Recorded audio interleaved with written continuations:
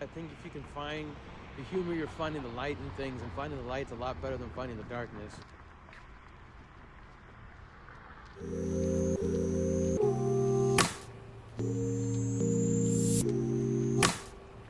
There's something holy and something graceful about being able to laugh, making people laugh.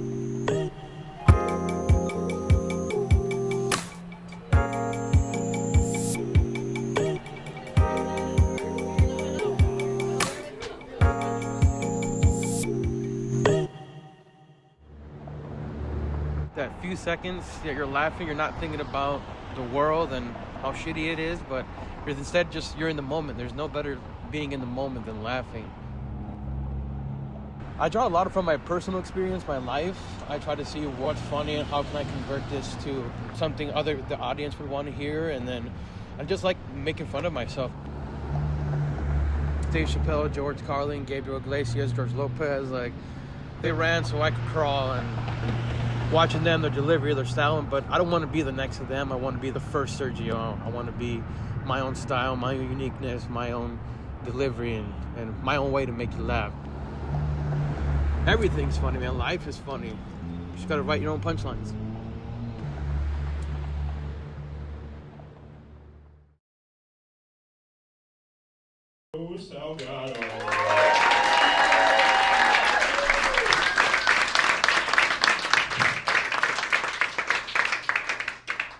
How we doing, Mankato? All right, I'm gonna start off with this first joke that was told to me by my Junie B. Jones cast, and before we start, they're kids, so don't be a dick. He wanted me to tell this joke and said, "Why did the ghost go to the bar? To get some booze." Now for jokes written by adults. Like, I don't know if you can tell by this physique, but I actually model. And yeah, not for Calvin Klein. I'm not comfortable in my underwear like that, and I don't have the look down there, if you know what I'm saying. But no, I model Halloween costumes now, so that's exciting. And as the ugly child growing up, it really meant a lot when they said they liked my looks. I see some of you are the ugly child, and some of you are still ugly. All right. You know you're the ugly child when your relatives would dote on your siblings and then they treat you like an adult, like, "Oh, you're so cute, I love your eyes. Oh, you're so cute, I love your nose. How have the crops come in? Are you doing all right? Good, good." You just treat you like, oh, they get you educational toys because if you're gonna be ugly, you might as well be smart too. So that one hit a little too hard? All right. The NFL has really showed us the true power of a televised job interview. If you don't know what I'm talking about, think of the draft. It's just an automatic job interview, but it's public with announcers. I wish we could do this with more everyday jobs. Like, imagine a police officer being publicly interviewed, complete with announcers. "Here comes Jerry, a walk-on from small-town America. That's right, Bob. He's ready to take his hate for minorities from online onto the field. He's currently 0-3 against the Psych-Eval, but this time he will get it. It's almost as if he's not qualified for the position. Here comes a domestic violence question. Here's a good time to tell him about his arm strength, lack of accountability, and the Punisher is his favorite superhero. No red flags at all, Bob. No red flags at all. Here comes the question. Did he just admit to domestic violence live on TV? He got the job? Wow! You heard it here first. I'm Troy Aikman with Fox Sports News. It would never be Troy. There will only be one question for an IRS agent. Do you hate poor people? Yes, you're hired. You're absolutely hired. Aside from being a dashingly good, handsome model, I also have superpowers. My superpower is that I get mistaken for races all the time. Every single time. And it started in kindergarten when I went to a predominantly white school. There was very little blacks and Hispanics there. I hear white people call this paradise. Or suburbia. I mean, look at the room, people, come on. But I realized that they thought that I was black and not from the waist down and not Hispanic. It got to the point that they bullied me so hard that I had to call in my mom to come in with my birth certificate to prove that, yes, in fact, I was hers, and yes, in fact, I was Mexican. And why I had to bring her in is because she's a bit of a daywalker. She's light-skinned and has colored eyes. So you do the math. So they were terrified, and then she brought in my birth certificate, and I proved them. I am Mexican. I felt like the Mexican Obama at that point in there. You think Obama ever brought people to the Situation Room on February 1st and just, poof, hello. I was wondering if I could know who killed Tupac. It is February, and I was wondering if you could do me this favor. They said no, and he got his revenge because now we have Obamacare.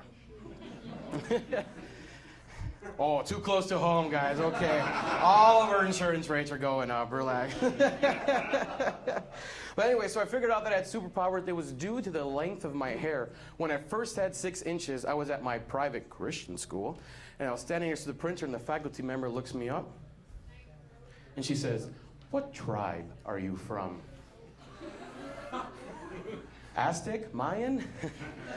I guess a little bit of conquistador, historically speaking. So I'm like, I don't freaking know.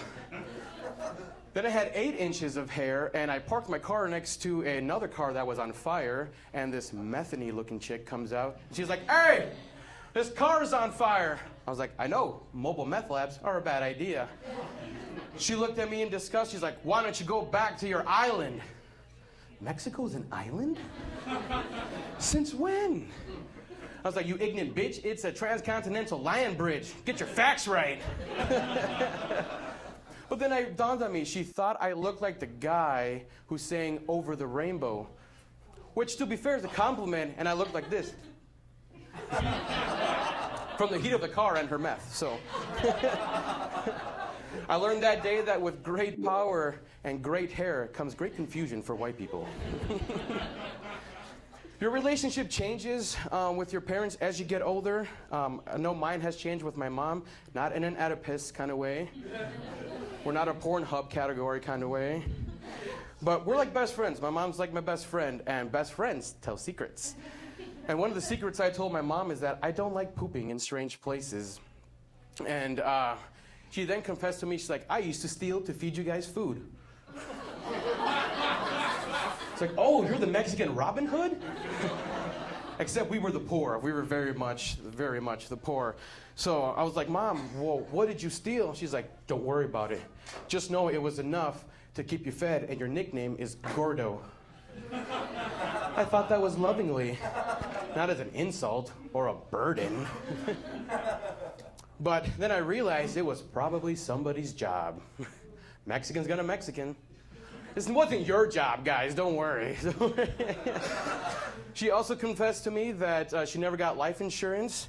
And I was like, that's a weird thing to say on a family movie night. To be fair, we were watching Coco. Remember Me.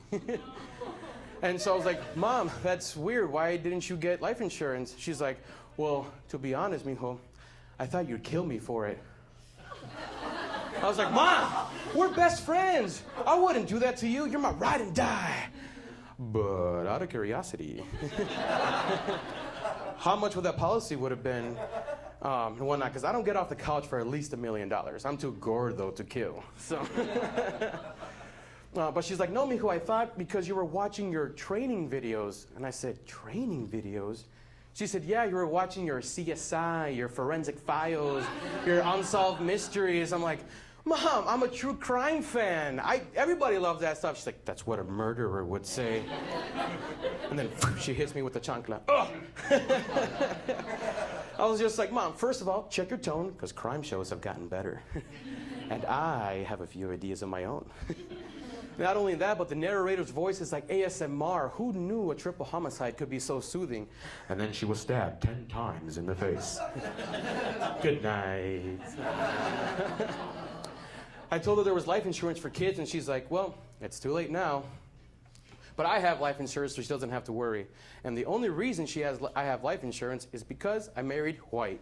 Woo! Anybody else here married? Yeah. Oh, where's your sitter at? Yeah, so I married white because I want to see what this white privilege is all about. Even if it is by proxy, I'm trying to own some land. So, it's called networking, people. It's called networking. It's not what you know, it's who you know. So when I asked her dad if I could marry her, all he said was, good luck. And this was on Halloween, and as a Mexican Catholic, I was like, come again?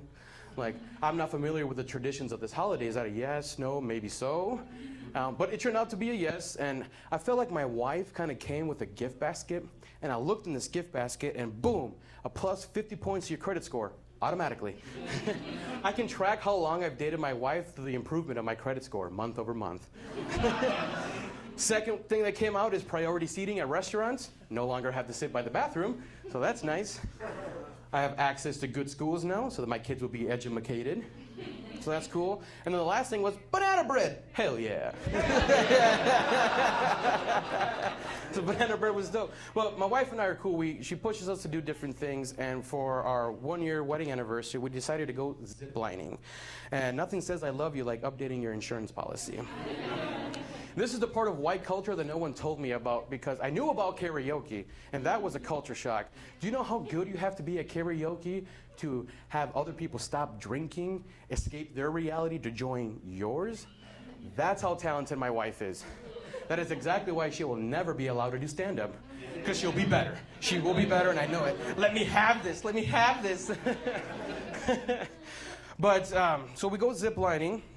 And when we were dating, she says that I'm an introverted homebody, not a thrill seeker. I was like, you're a liar now, too. So we get there and they ask, do you want the GoPro package? I was like, yes, absolutely. I want video evidence to prove that I'm doing this against my will. So we get there and the guys try to put you at ease with the safety training. They say, you're more likely to die in a car crash on your way here than you are ziplining. Bullshit. At least a car has metal that can protect my big ass. I lose to gravity every single time. Doesn't need to be tested, and I'm heavier, so I'll just plop right down. So I was like, no. So we're making our way up to the first tower, and this is a good time to tell you that I am deathly afraid of heights. Like, I'm super scared of heights.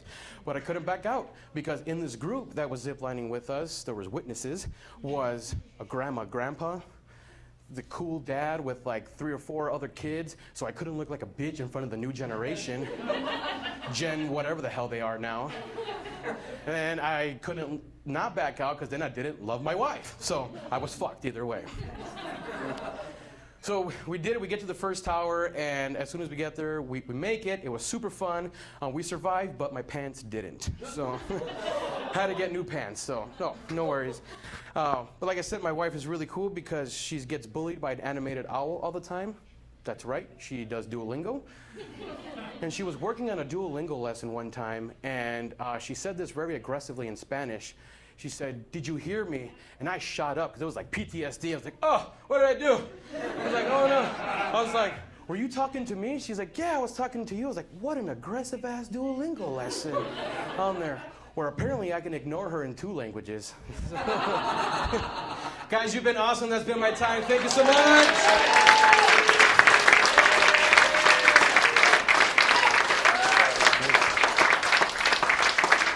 Keep it going through studio. Yeah. Everything's funny, man. Life is funny. You just gotta write your own punchlines.